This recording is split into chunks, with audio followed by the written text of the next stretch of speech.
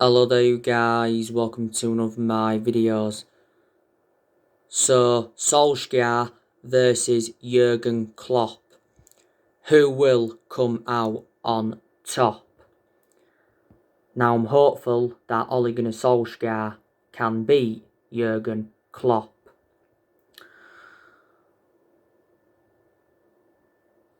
Solskjaer did recently say after our 1-0 win against Burnley that he's ready for the Liverpool test.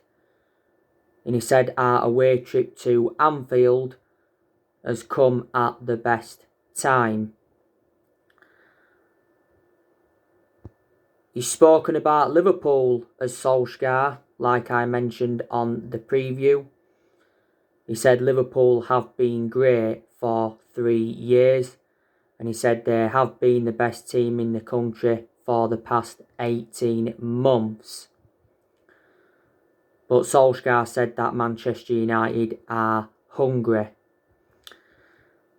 Now, some people think that this is a title decider. I'd say it's a bit too early to say that it is a title decider. But if we do win this game on Sunday, we will be 6 points clear at the top. And that means then we will be in a very, very good position.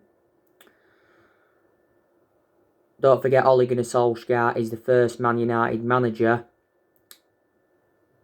to be top at this stage of the season since Sir Alex Ferguson. Liverpool are currently sitting second at the moment, but if Liverpool do win, they will be back top on goal difference.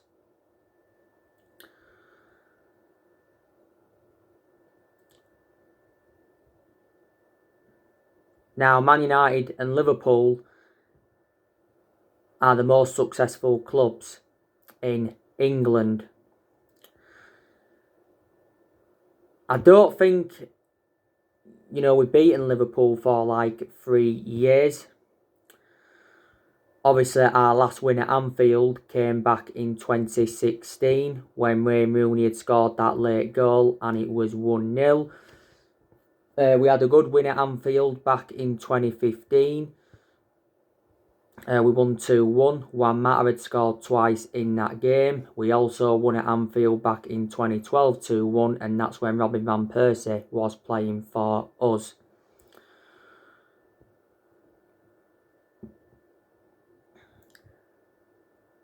Anfield is a fortress. Like I said, Liverpool are unbeaten in 69 Premier League games at Anfield. So I'm hopeful that Man United can end their 69 match unbeaten run at Anfield in the league. Now, we obviously lost this fixture last season at Anfield 2-0. It was goals from Virgil van Dijk and Mohamed Salah. That was the last time we lost away from home in the Premier League. So we actually are unbeaten away from home in the Premier League for nearly a year. We lost at Anfield back in December 2018 3-1. That was Jose Mourinho's final game as Manchester United manager, because after that game he did get sacked.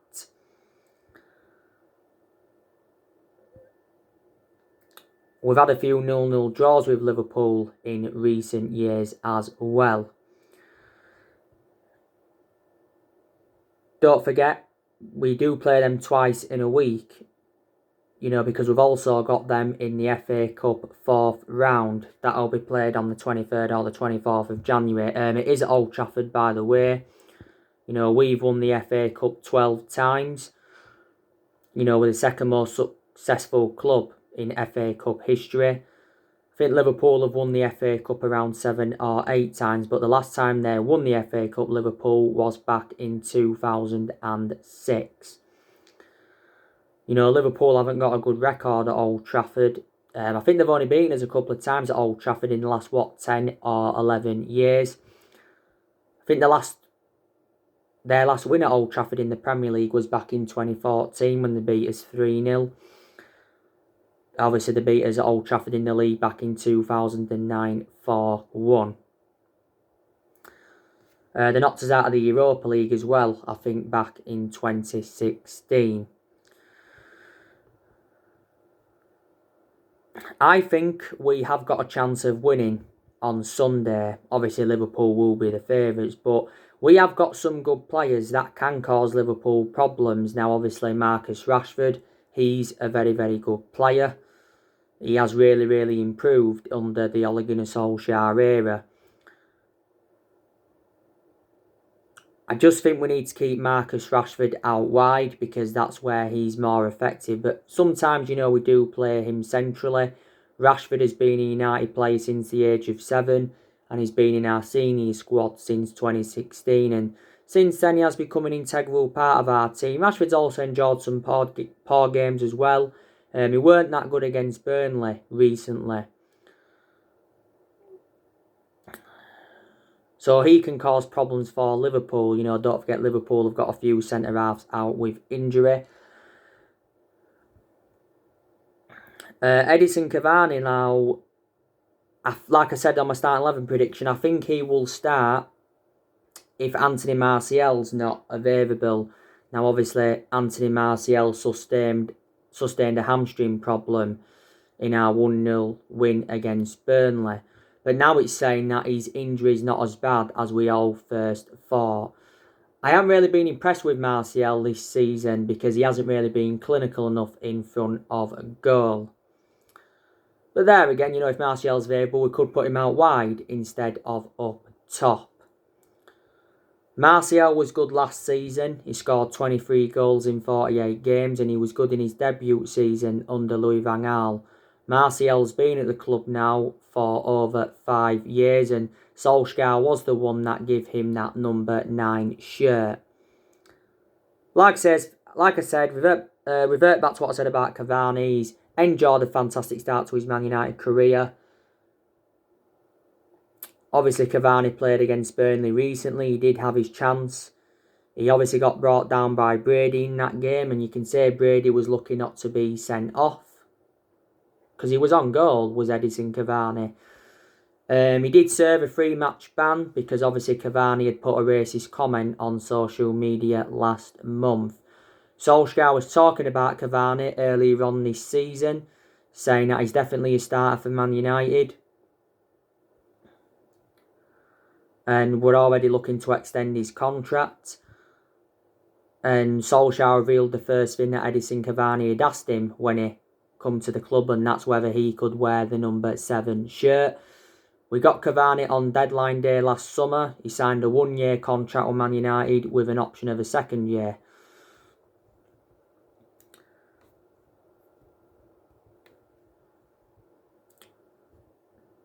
Now, I think Bruno Fernandes could also cause problems for Liverpool. Bruno Fernandes, like I said, I think he will play. Bruno Fernandes is our best player and he's the best signing we have made since the Sir Alex Ferguson era.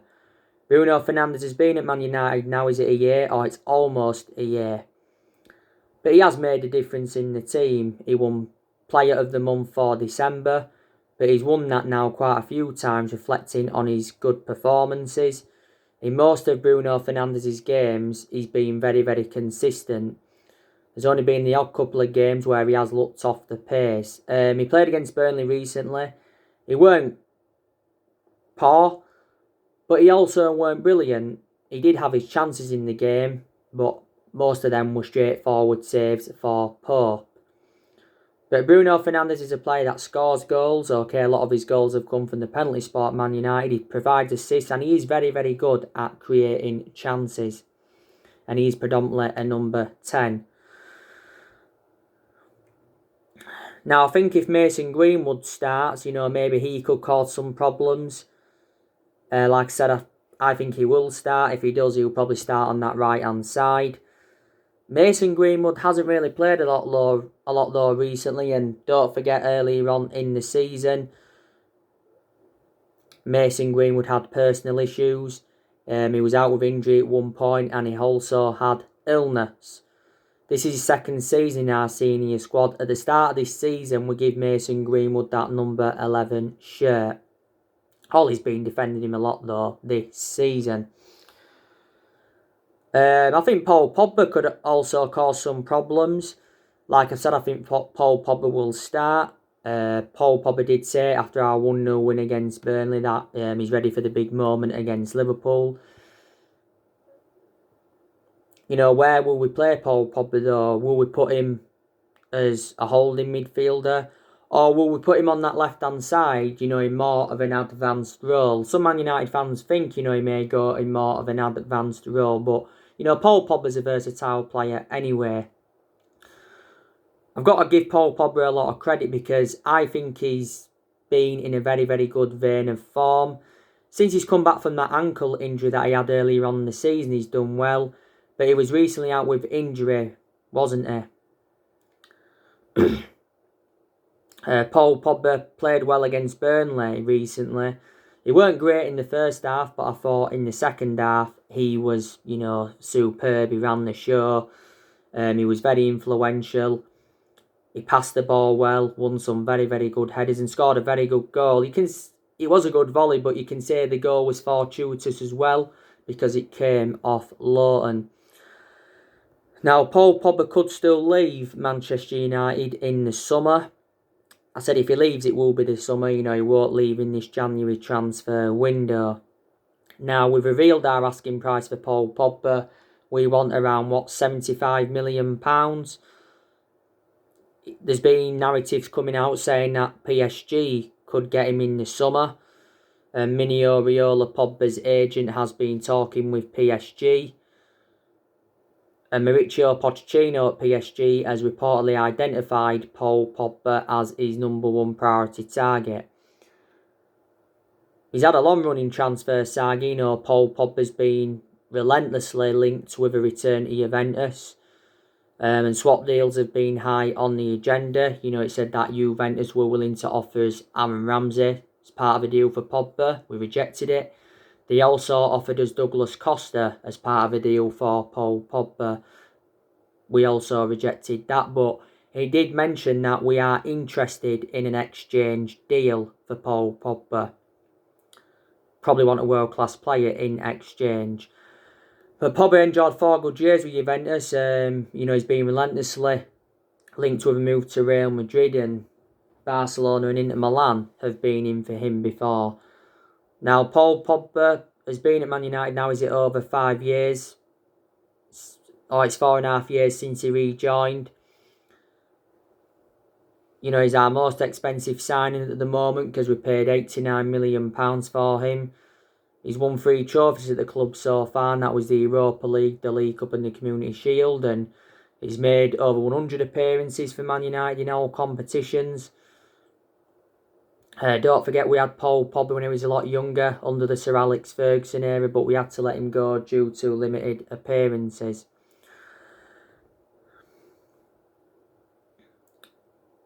Earlier on in the season, we triggered that 1-year extension on his contract, so he's under contract with Man United until June 2022. As far as I'm aware at the moment, there has been no talks over getting him a long-term contract at the club.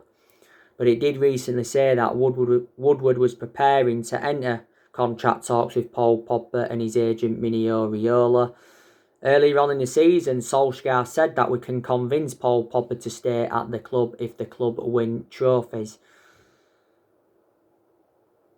Paul Pogba's agent Mino Raiola told 2 Sport last month, you know, that his client's career at Man United is over. He said he's unhappy and he has to leave and he's got no intentions of signing a new contract. And, you know, Solskjaer was furious with Paul Pogba's agent Mino Raiola at the time of the announcement because it was just before the game against RB Leipzig.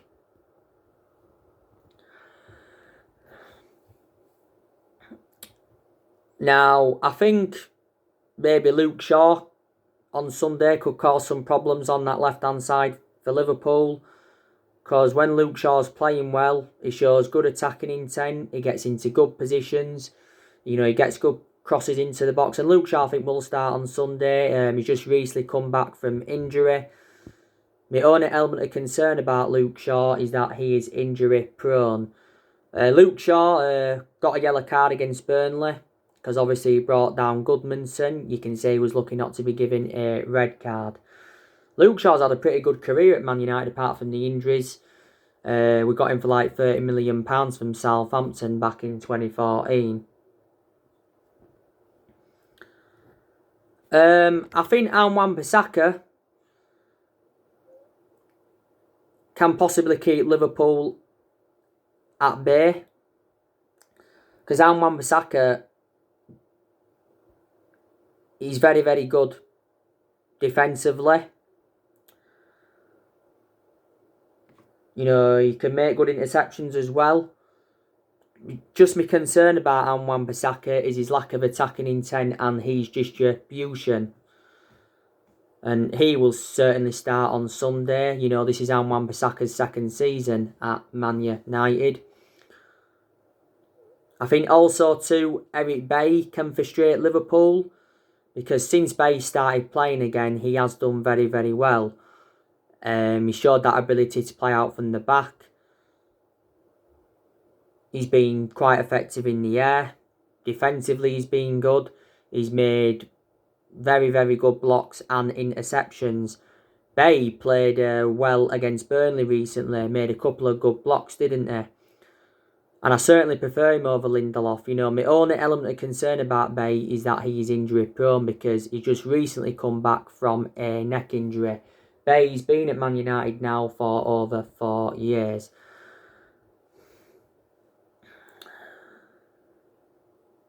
So there you go. But yeah, I've already given you my starting 11 prediction for the game. Some United fans think Fred will start. I don't think Fred will start in the game. He could, but I don't think he will. Fred actually played no part against Burnley. I certainly don't think Donny van der Beek will start, because like I've said, he seldom starts in the Premier League. But there will be probably some changes from the 1-0 win against Burnley.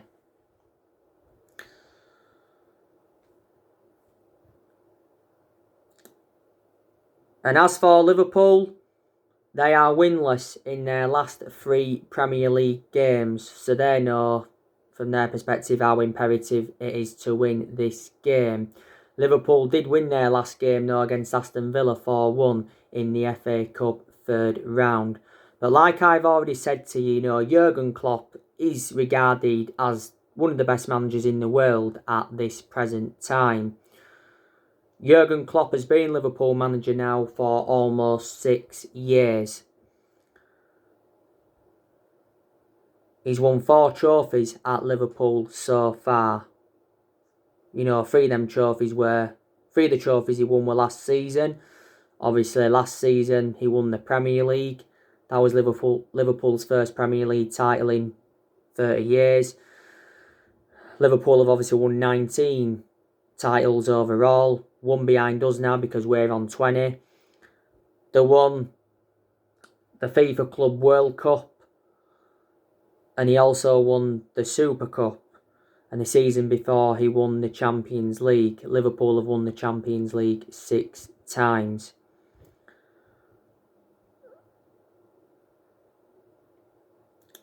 I think Liverpool have spent over £400 million since Jurgen Klopp became their manager. Last season extended his contract with Liverpool until 2024.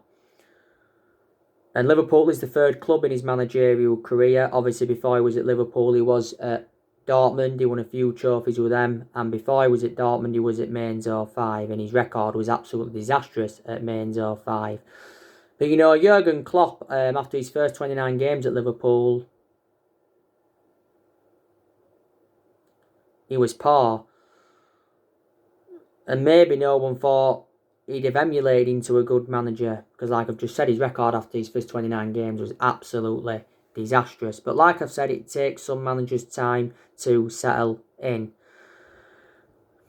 Either way, like I updated you the other week, Jurgen Klopp was moaning about the referees, and he was saying, like, you know, Man United get a penalty every 3 games. He was basically saying, you know,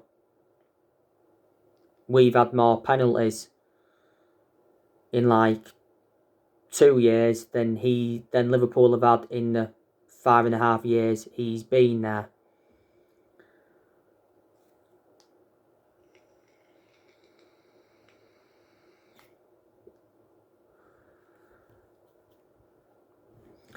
But like I've said to you, Liverpool have got some very, very good players in their team. They've obviously got Mohamed Salah, but there has been games this season where he hasn't been clinical enough. There was reports coming out earlier on in the season saying that Mohamed Salah is unhappy. They've got Sadio Mane, that's obviously a very, very good player. They've also got Diego Jota, who's a good player. He's made an impact at Liverpool. He obviously joined Liverpool last summer from Wolves. Liverpool have also got Firmino. That's good. They've got that Dick Origi. I think Dick Origi, though, could be leaving them in the summer. He's their backup striker. They've also got Shaqiri. I think, he could be leaving Liverpool in the summer. He makes an impact from the bench. Liverpool have obviously got a lot of midfielders in their team. They've got Jordan Henderson. He's a good player, Jordan Henderson. He's one of their first choice midfielders. They've also got Thiago.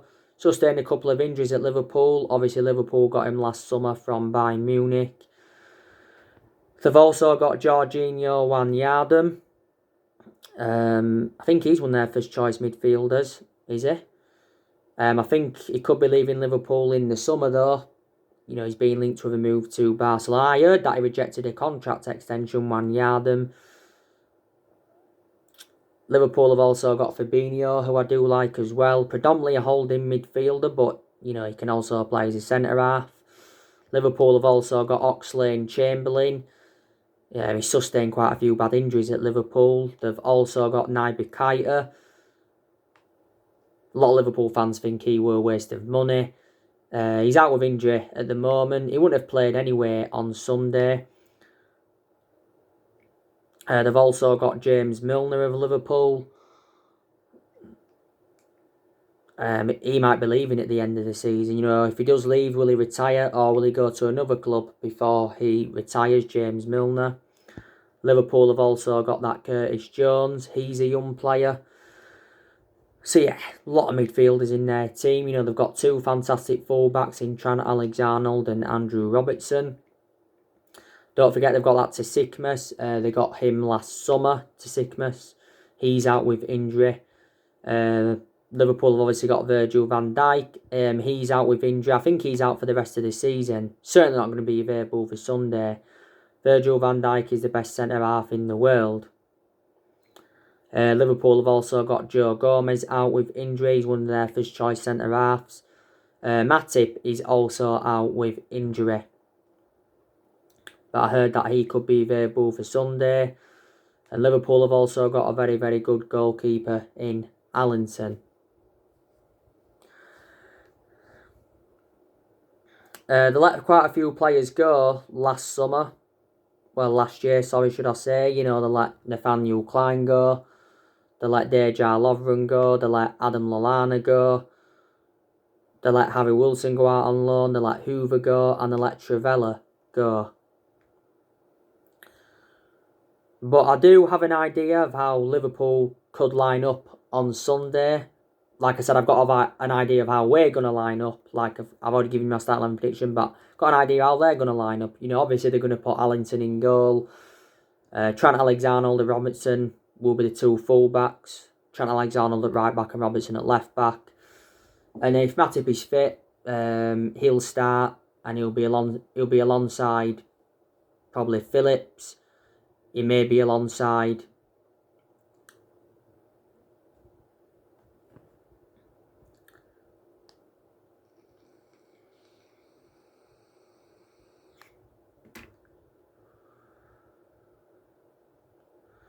that other young player that they've got as well. Forgot his name.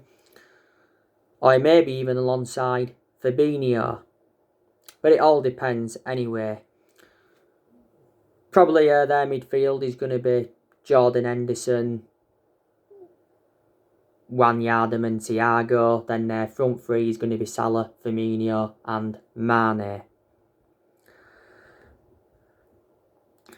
But yeah, I'm really, really looking forward to this game. After Liverpool, we have got Fulham away. Should be winning that game against Fulham.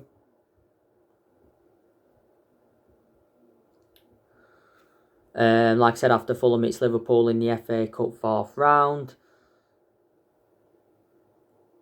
Who have we got after Fulham in the league? Who is it after Fulham in the league? Sheffield United. Almost forgot then. Then Arsenal at the Emirates. Then I think early February we've got Everton and Southampton. But like I said, I've got to give Ole Gunnar Solskjaer a lot of credit. The way he's turned Manchester United around. You know, he's got us top of the Premier League table, and no one thought we'd have been top, you know, midway through January of 2021. And no one thought we'd have been joint top earlier on this month and at the end of last year, you know, of how poor we was at the start of the season.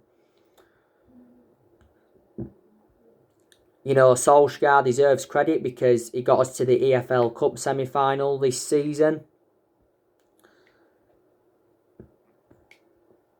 Obviously, we lost it to Man City 2-0. I was disappointed that we didn't get to the final because I wanted Solskjaer to reach his first final as Man United manager. You know, you've got to give him a lot of credit for what he did last season in his first full season. Got us 3rd place. The second highest we finished since Ferguson left. You know, he got us qualification for the Champions League and he also guided us to 3 semi-finals.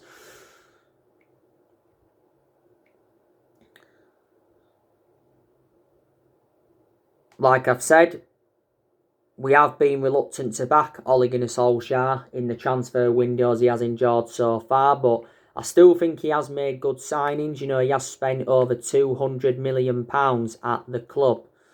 He's brought around 10 senior players in and he's brought quite a few young players in as well. And I do like the way that Solskjaer has promoted the youth because, you know, the young players have been given their opportunities. And we have seen a lot of players leave the club since he got recommended in. Don't forget, Solskjaer recently revealed his January transfer plans. He says that January signings are unlikely. But he's hoping that a deal or two can be done. This January transfer window is Ole Gunnar Solskjaer's 5th transfer window as Man United manager. But Woodward has promised that he will back Ole Gunnar Solskjaer. You know, he did say towards the end of last year that he will back Ole Gunnar Solskjaer with a long-term plan centred around summer transfer windows. But like I've said to you know, the board has been one of the biggest problems at the club for several years.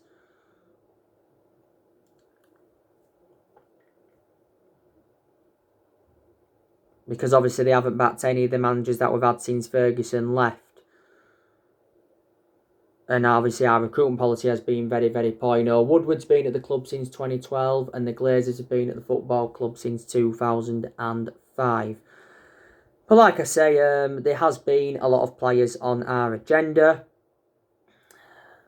Certainly, more players are going to be leaving Man United in this January transfer window. We recently saw Timothy Fosu-Mensah leave the club. Like I said, he's the first player to leave in this January window. Timothy Fosu-Mensah is obviously joined by Leverkusen. I think now Lingard's going to be staying because Solskjaer's made a decision on Lingard's future and he wants him to stay this month. Sky Sports recently said that Jesse Lingard's representatives were in talks with Nice over a loan move. Sheffield Villa have been in for Lingard. It said last year Celtic and Rangers were in for him and West Ham have also been in for him. But Jesse Lingard has lost his place in the team. Ole has said that Romero and Rojo are free to leave in this January window because their contracts won't be extended. I think Igalo will be leaving the club. His loan expires at the end of this month. I think we're also looking to get rid of Delors and Andres Pereira permanently. You know, we've got Delors out on loan with AC Milan and we've got Andres Pereira out on loan with Lazio. There's obviously been rumours of Daniel James going out on loan.